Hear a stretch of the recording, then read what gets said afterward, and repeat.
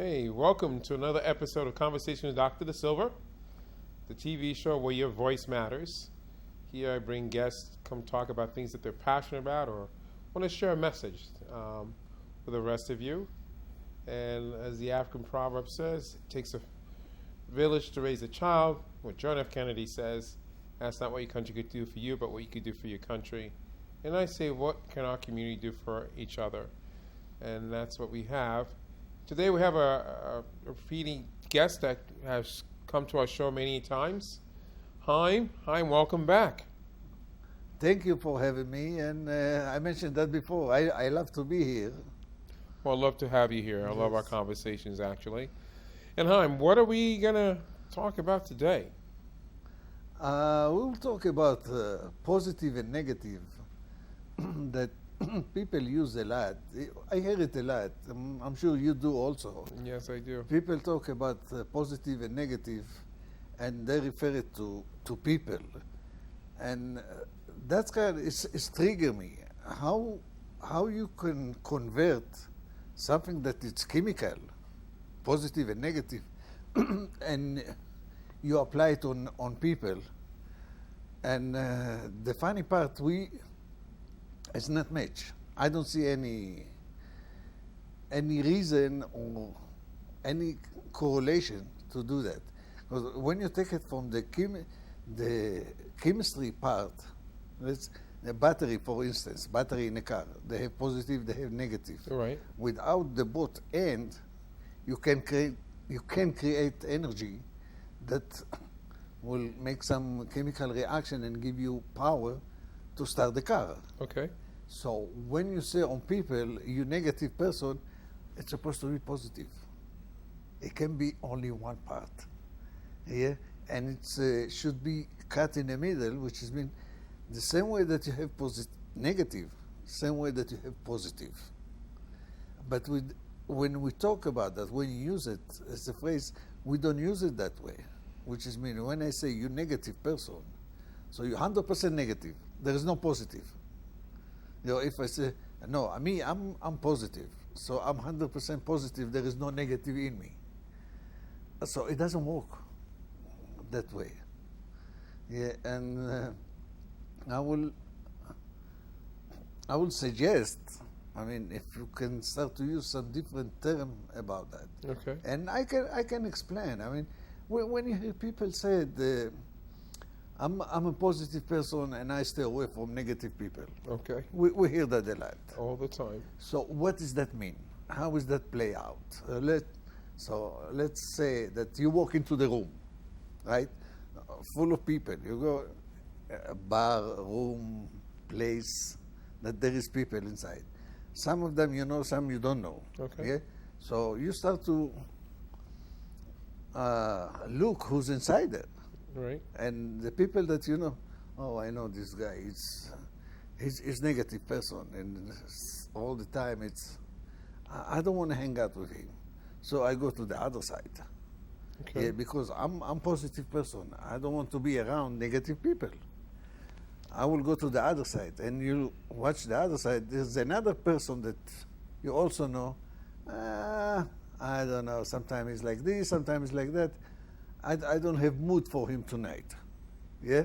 So you choose some corner that people that you don't know, and you come to learn that, but you stay away from negative people. In the meantime, all what is in your mind is negative. Right. Yeah? You don't think to be positive, you need to convert them. Yeah, but it's not happening. So that's the explanation. Now, when is that coming from? And my explanation, which is all what we know, it's come from experience. When you do thing, you get experience. Right. If you don't do anything, you have no experience. Fair enough.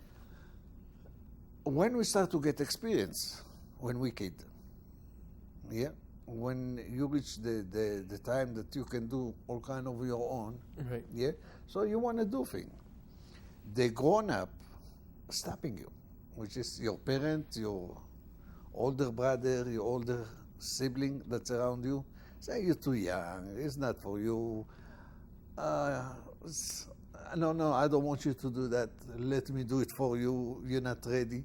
All this kind, which is they prevent you to get experience to do things, to see firsthand how does that work. Yeah. So you live in an area that you start to adapt all kind of things that danger for you. So they want you to stay safe. They don't want they don't want you to get harmed. They don't Right. want you. So, and the first thing in the mind is all the time go back to safety. So when you grow up, yeah, now it's become habit. Yeah, you don't do anything because you didn't. Nobody let you do it. Right. They say wait. They say, and the worst thing that when they say let me do it for you, when that's become a habit in you, yeah.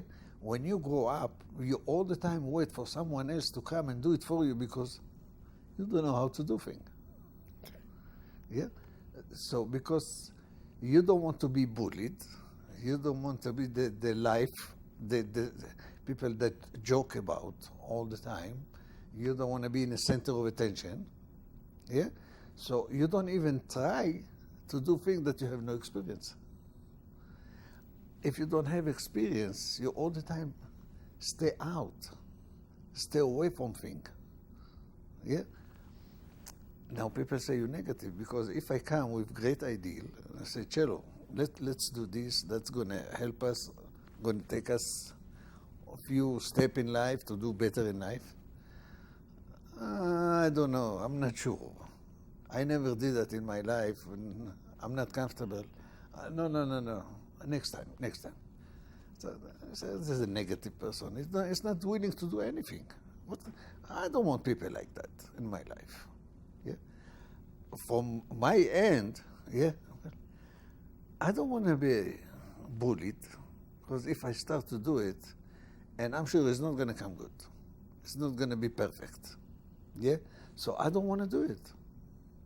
I don't want people to start to talk about me, joke about me, bullied me because of that, so I stay away. Mm-hmm. So what happened is most of the people are the same place because when you kid, they prevent you from get experience. Yeah, as you grow up, you don't want to do anything because you didn't have experience. Simple stuff you're not going to do because you never did it in your life. Yeah. Now people say you're negative. You don't want to participate in anything because you're kind of safe. You want to feel safe, what you're comfortable, what you know. Yeah? So you stay out from a lot of things. And I look at that in a different way, which is mean most of the people are experts on what not to do. Yeah? Now, when you know what not to do, usually you stay away. You stay away from a lot of things in life, yeah, because you don't know how to do it. And nobody teach you, nobody let you. You have no experience, so you stay out. There is a few people that go in toward. Now, what happened in the mind, that's interesting. When you stay away, yeah, you all the time complain, you look for someone to blame, and you have excuses all the time. When you go in toward, your mind operates different, and you can see it with people. They're all the time thinking how to get there, what I have to do, who I need to talk to, what road I need to take. Those are the people they're doing all the time, which is mean they have no fear. Yeah? They're willing to challenge everything, and they're achieving more. Because the mind is wired differently. It's not positive and negative. So either you stay away or you go in toward. Now that sounds different, and there is no middle ground here. You have to be in one of those places. Now here is the funny part. Yeah? It doesn't matter what age you are. It doesn't matter what stage you are in your life. Yeah?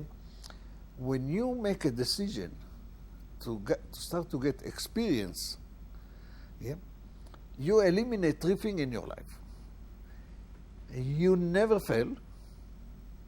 You never ever make mistake, and it's impossible to do anything wrong. Simply like that. And why I'm saying that, when you do something, yeah, there is 2 ways to look at that. Either it's work or it doesn't work. There is no in between. Right? So if you do something, if it's work, it's work. Who can tell you don't? Nobody. Now, if it doesn't work, what does that mean? It doesn't work 100%. It works 5%, it works 10%. You got some result. Right. The question now is different.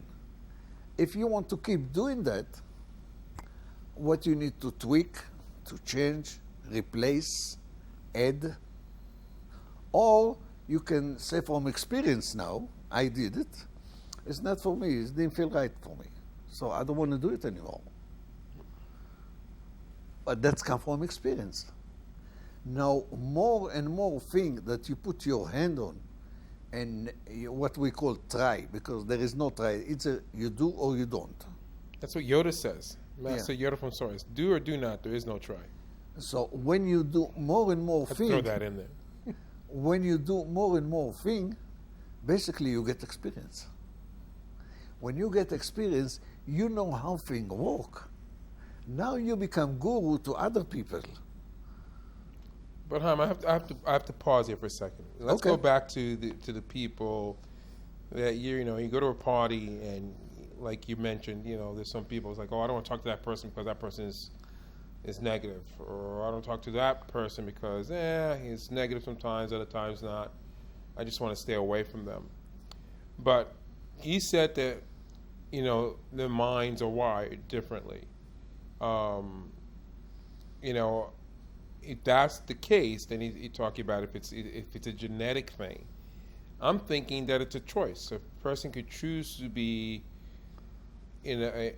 being positive, right? If you, in the sense of the word of like something that people want to be excited about being around. Their attitude and their perspective is of a quote unquote a positive way of looking things, looking at the glass is half full, as opposed it's an optimistic person as opposed to a pessimistic person.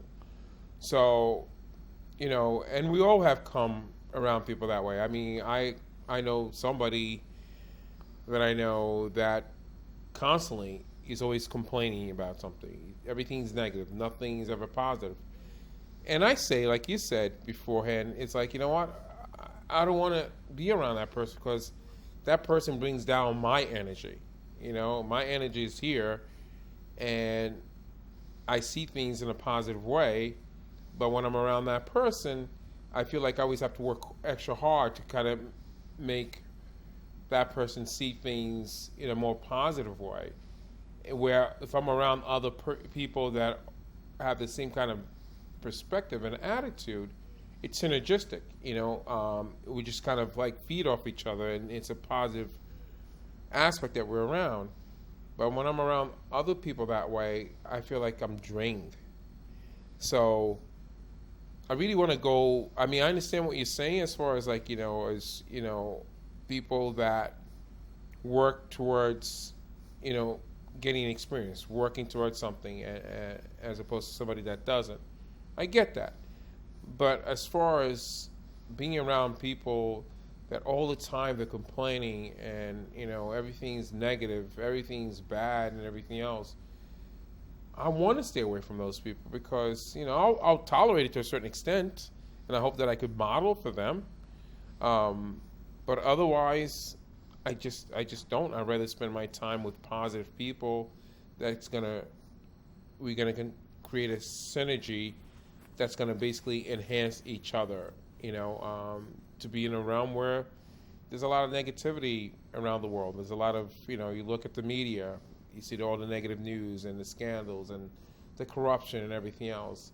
And if you allow yourself to be, affected by that, it's going to affect your mood. It's going to affect your perspective. It's going to affect your attitude.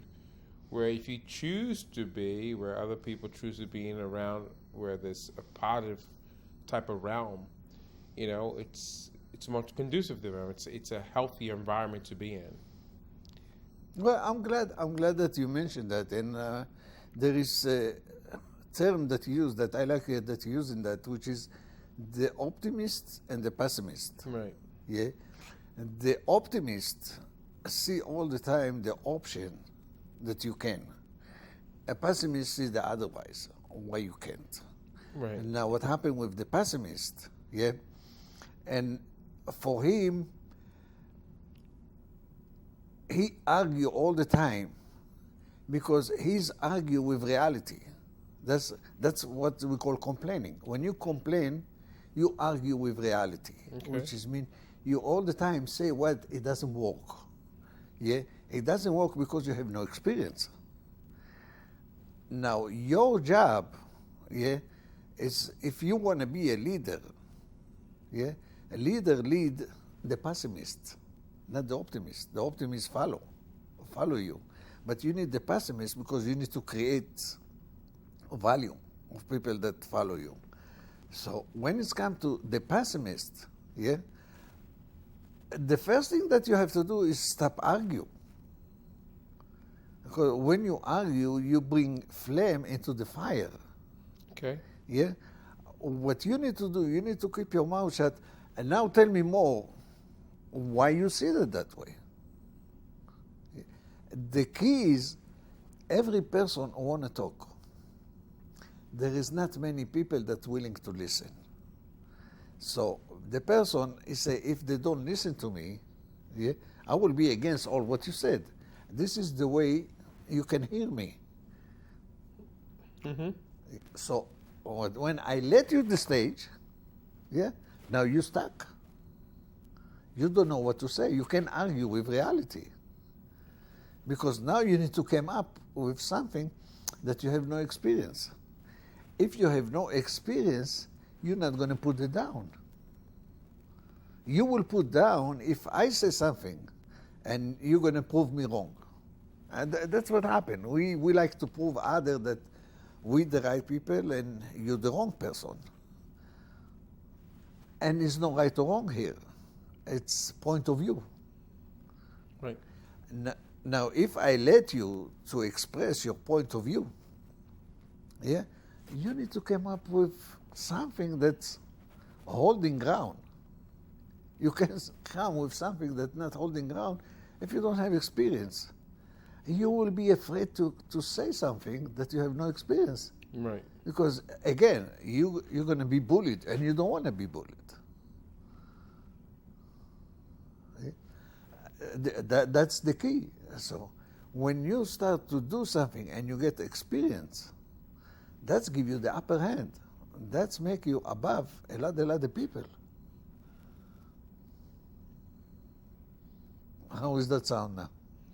No, and I'm glad you shared that perspective, because, well, everything is a point of view. I always tell people all the time, there's two things that you least have control in your life. It's your perspective and your attitude about that perspective, and it's a choice, But if I'm hearing you correctly about what you're saying is that, the whole aspect of the optimist versus the pessimist, and the pessimist is always saying, the opposite is always saying, I can.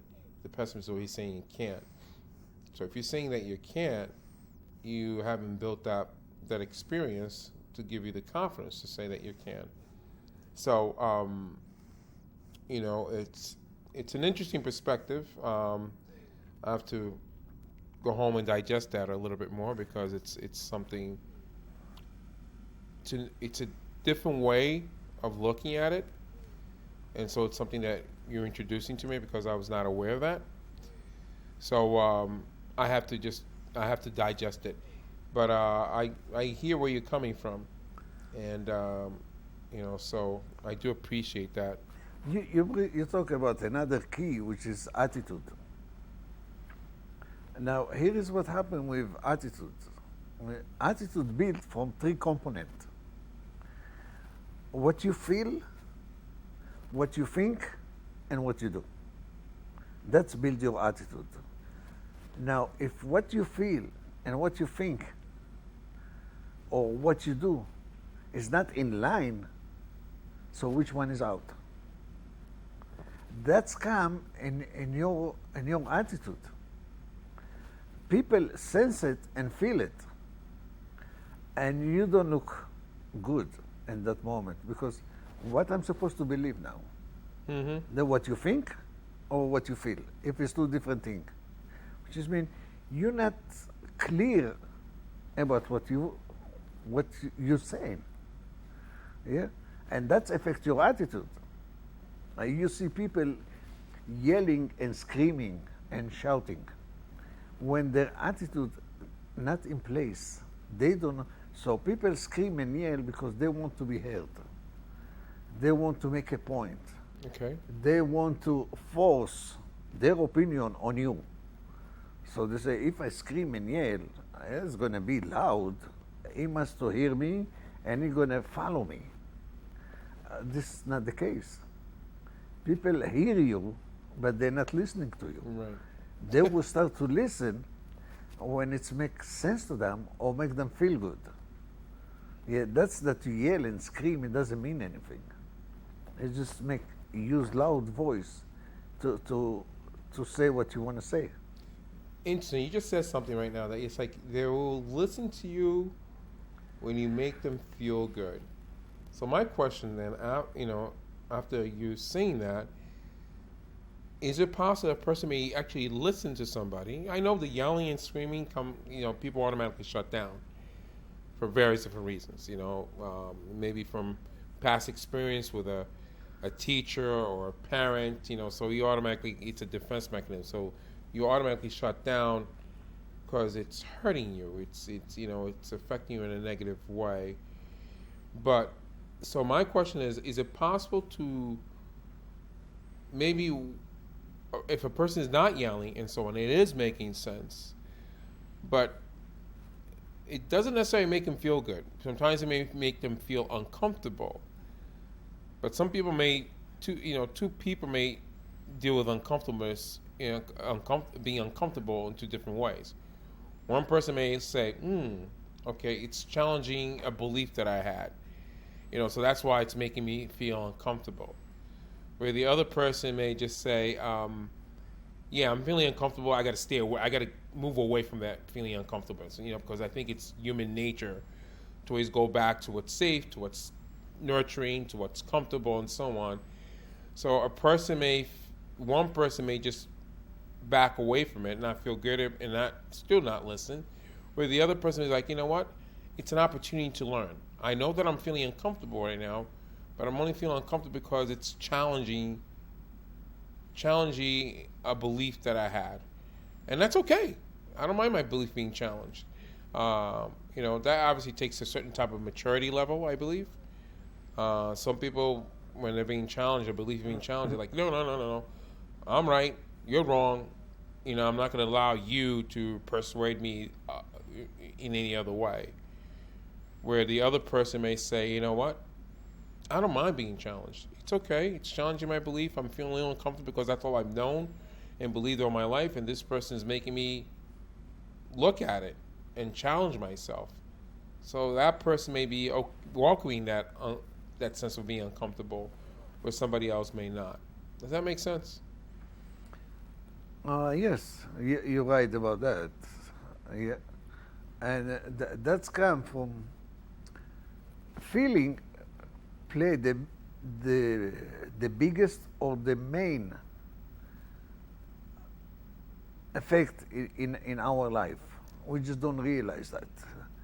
And now, the way it's happened, we all the time justified what's going on, or we justified what we do. Now, it's kind of different between male and female, because male justified with logic and common sense, female justified in feeling and emotion. But when you think about that, it's everything we operate from. He feeling. said that, by the way. I didn't say that. Yeah, I said I must stand behind that. Now, we operate from feeling. Feeling moves us to action. When you feel angry, you yell, you scream, you throw stuff, you punch somebody. Yeah, you feel angry. Yeah, you need to release this energy. When you feel hungry, you go to eat. When you feel tired, you go to sleep. Right. So feeling moves us. We justify it with logic. And that's why it's called emotion. Yes, it's energy in motion.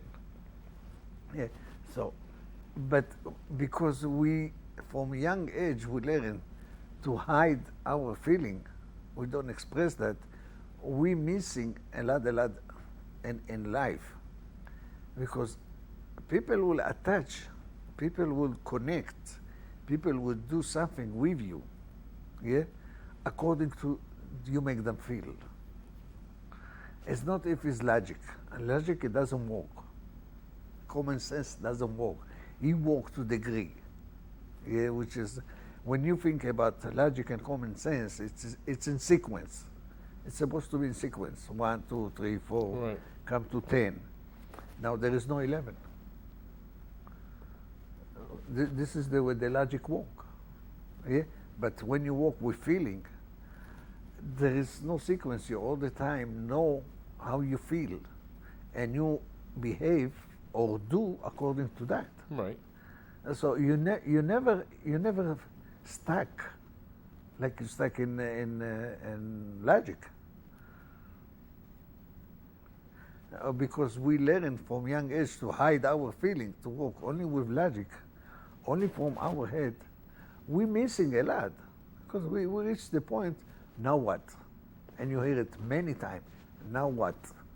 Which is mean you use your head, you don't use your heart. And now you got to, where I'm going now? People hit the lottery. Yeah? Well, I all the time talk, I want to have millions of dollars. Now we have that, now what? They use the logic. If I have this kind of money, I'm set for life. No, you don't. Yeah? You're going to lose the money before you get it, because when you don't put sweat and tear to make it, to have it, you're not going to appreciate that. It's come easy, it's going to go easy. Right.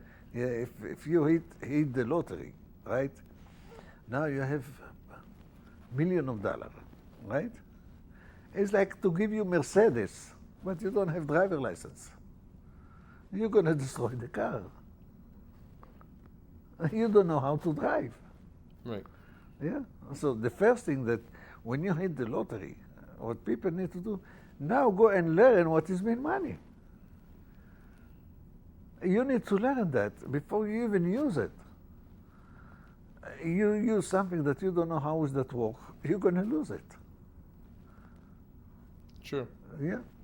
And that's come to experience. That's give you experience when people don't have experience. Yeah. So they lose in the end everything. Thank you for actually illustrating that example. Now, look, the point that I also mentioned as far as what's going on in society. I mean, you turn on the TV and you see the news and quote unquote, you see all this negativity. You've been bombarded by it all the time. I have people that say, you know what, I don't even turn the news anymore because there's so much negativity going on. And I want to stay away from that. What are your thoughts on that? I'm glad that you mentioned that. And it's go like that. I mean, people talk about what close to their heart, or the knowledge that they gain, or the information. I will call it more information. The information that we spend the most of the time, yeah, that's what we talk about. Now, what is your source of information? If your source of information is television. So all what you're going to talk about is television. What's Okay. going on in television? If the source of information is come from personal development, that's what you're going to talk about. How to develop yourself. Yeah. So when people talk about that, say, what is your source of information? From where you get all the what you know now? Right. So if you tell me television, say, oh, I know what you get in there. You're getting news that meant to put you down for some reason. I don't know why, but good news don't sell. Why do you think that is? Why doesn't good news sell? Is not sell because this is not news. Sure, it's good news as opposed to bad Good news. news is not news. No? Bad news it's a news. Because as I mentioned, the first thing in mind is to go back to safety. Okay. Now, when you have a good news, they all the time teach you what to stay away from. Yeah? Stay away from this kind of people, stay away of this kind of situation.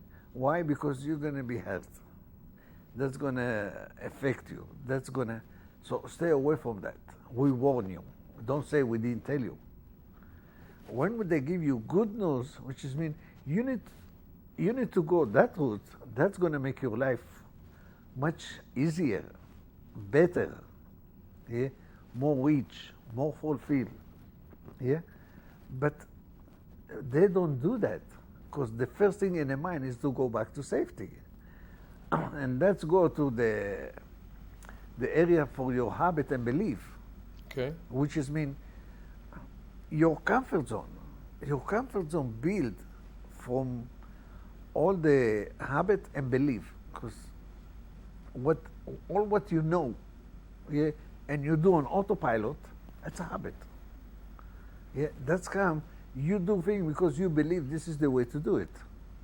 Yeah, our job is to increase that area. So let's illustrate that.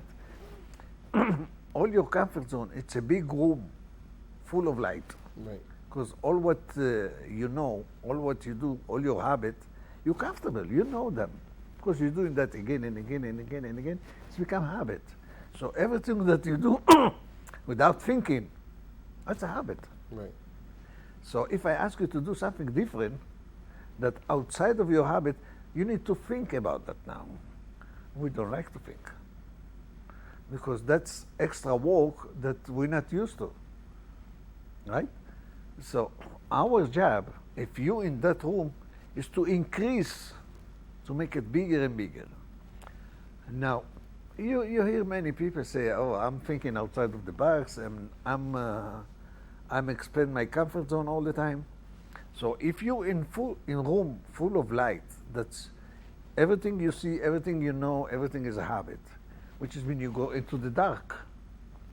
When you go into the dark, you go to unknown. Okay. Because you don't see anything, you don't hear anything, yeah, and you don't feel anything, because you don't know where you're going. So some people take flashlight with them. So you depend how long the battery gonna hold you there. And now you go too far, because you know the battery gonna end, which is mean the energy to do that, Okay. right? Now you become stuck. You're in the dark. Sometimes you don't know how to come back. That's people get to addiction. Yeah. When you addicted to anything, yeah, you don't know how to go back to your life. Now you're stuck in the dark. Yeah. And for many people, they don't find the way back. Right. So I say something, don't go to the dark. Don't go outside of your box. Go to the twilight. The twilight, this is the area that you don't see, but it's not dark. Yeah? It's not dark and it's not full of light. You still can see something and you're not sure. Your job is to take something from there, bring it inside to the room where it's full of light. Practice that few times, yeah? Now it's become another habit. Now it's become another experience. Now you increase your room. Right. Interesting. When you take everything from the twilight, you bring it inside, you increase your room. Now you have experience in many, many areas in life. When you have a lot of experience in many areas, yeah, you can preach that. You can talk to people about things that before you didn't have experience, so you didn't want to be bullied. You stay back. Here is the thing: what you gonna take from the twilight? Only something that you feel comfortable of doing. Yeah. So you take something that's close to your heart. Yeah. Oh, I heard about that, but I never know how is that work. So I will give an effort, and I will do that and see how is that work for me. You never make mistake. You never fail and do anything wrong. You take something, well, it didn't work. Yeah? I take it from different way. When you do any dish, ask any women, ask any chef. When you do a new dish, yeah, it's come perfect from the get-go. Sometimes, I need more oil. I need a little bit more salt. I need to be little bit this ingredient. Yeah?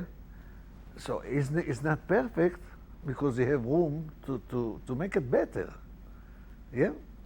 That's take the perfect out from our life. Let's take another big area that people don't do anything because they want to be perfect, and there is no perfect. And now they give you the motivation to go and do it. Well, it's not going to be perfect. From beginning, it's not going to be perfect, but it's okay. I will do it. I will see how is that work, because nobody succeeds from the first. Nobody succeeds from the get-go. There is all kind of obstacles that came along the way that you didn't anticipate until you do that. Until you obtain that experience. All right, so let me ask you another thing, because you say good news is not good news. So I have this thing that I on Facebook I post good stories. Like there was when Payless, which you were right. A few months ago, you said Payless was going bankrupt and they were closing all their stores, which they did. I have a hard time believing that, but they did. So this woman, this mother, she bought, when Payless was closing down, she had all these sales and everything else, she bought 1,500 pairs of shoes and donated for people that were needy, So I posted that story, which was good news, and I posted on, I said, okay, I'm sure most of you are ready for some good news. So here's the situation. Or I posted another story of these what was it? These kids that were doing this fundraiser, and all the proceeds that they got, they gave it to the homeless. So these are good news. So are you saying that people rather listen to some kind of scandal, some kind of, corruption type of thing, or, somebody, some atrocity, somebody being killed or whatnot, than listening to those kind of stories? I give you some statistic. And you can confirm it and tell me what you think. When you have good news, you talk to 2, 3, 4 people. When you have bad news, you will talk about that at least 11, 12 people. And what is that? Why is that? Yeah, you tell me. I don't know, I'm asking. This is the statistic. No, I know. Why this is the stat. I know. I'm not questioning your statistics at all. Now you see why the good news don't sell. Because from some reason, it's not fun to talk about that to other people, which I see it, I don't believe in that. You don't believe in what part? I don't believe in a bad news to be more popular than good news. Okay, but that's the statistics according to you. That's what the life out there right happen. That's what sell. Yeah. No, I know that. That's the reason I don't spend time watching television. I don't listen to news. Yeah. If I open the radio. So why do you think bad news sells? Why I think? I have no clue. I have no idea. Well, I will share this with you, and I kind of have an idea. The saying, "Misery loves company," right? Yes. And my ex-girlfriend's sister said, "No, misery doesn't love company. Misery demands company." So that people always, and I don't know if people like sometimes when you see those tabloids in the supermarkets and so on. It's all these scandals about celebrities and everything else, and obviously, those tabloids have been around for many decades. So obviously, they haven't gone out of business. So people are buying them and reading them. So I think that if people are experiencing some kind of misery in their lives, looking at somebody else's misery that may be worse than theirs makes them feel a little bit better, just as a comparative type of thing. Sometimes being around people that are not miserable, people that are like in good spirits or, always very positive and so on, it makes them feel a little more miserable. So they don't want to be around those people because it makes them look at their misery even more so. So I'm thinking that perhaps is the reason why bad news sells and it gets more attention than the positive ones. That's my theory. That's my take on it. And it's unfortunate if people just stopped and look at that. It's like, why am I more compelled, as he said, statistics, to share some kind of bad news with twice as many people or 3 times as many people as opposed to some good news?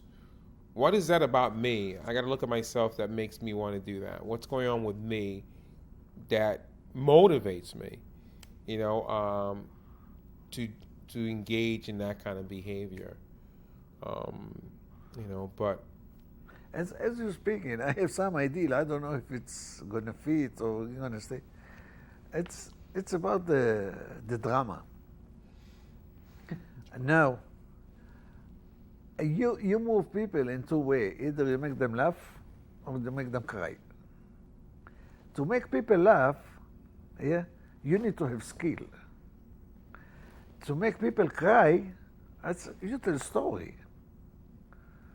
And now you're more comfortable to tell a story than make people laugh because you don't have the skill. Interesting. I like that. Yeah, so I bring some dramatic events, because we think in picture. When I talk, you have picture running in your head what I'm talking about. So when I bring drama, now your mind see a movie. Right. Yeah.